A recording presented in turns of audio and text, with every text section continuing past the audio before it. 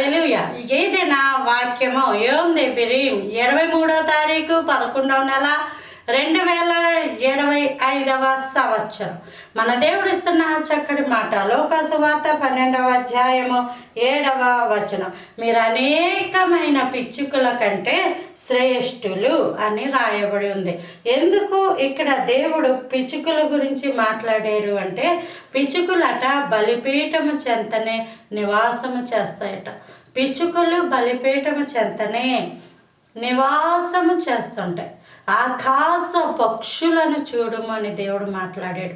కాబట్టి పిచ్చుక ప్రాణం ఎంత ఉంటుందండి? చిన్నది. అసలు నిజంగా పిచ్చుక ఒక్కలకు కూడా ఆహారం సరిపోదు. అంత చిన్న చిన్న పక్షులు ఉంటాయి. అలాంటి పక్షులలో సైతము దేవుడు ఏం చేస్తున్నాడు?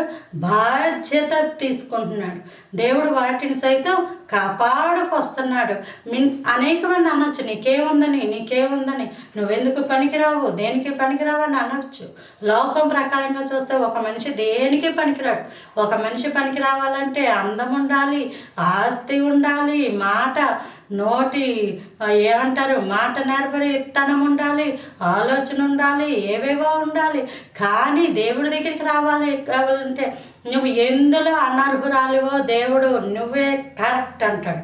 దేవుడు ఇదే నీకు అర్హత అంటాడు. గిద్యోను గోధుమల చాటున గానుగ చెట్టు చాటున గోధుమలను దొల్లగొట్టుకుంటున్నప్పుడు ఆ ఫిలిస్తీన్లకు భయపడి గోధుమలను దొల్లగొట్టుకుంటే మహాబల పరాక్రమము గల బలార్జుడ గిద్యోను అని దేవదూత పిలిచినట్టు మనం చూస్తాం.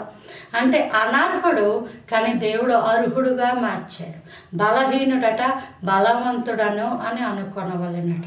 కాబట్టి దేవుడు బట్టే నీకేంటి ఈరోజు అంటే నేను దేవుణ్ణి కలిగి ఉన్నాను, దేవుణ్ణి నా జీవితంలో సొంత రక్షకుడుగా అంగీకరించాను, దేవుడు నన్ను రాత్రి పగలు కాచి కాపాడుతున్నాడు, ఆయన చిత్తం లేనిది, ఆయన యొక్క సెలవు లేనిది ఏది రాదు. కానీ తన చిత్తంలో దేవుడు సమస్తము అనుగ్రహించును గాక. కాబట్టి నువ్వు శ్రేష్టమైనది శ్రేష్టమైన వాడివి. అట్టి కృప దేవుడు అనుగ్రహించినందుకు వందనాలు. Praise lord.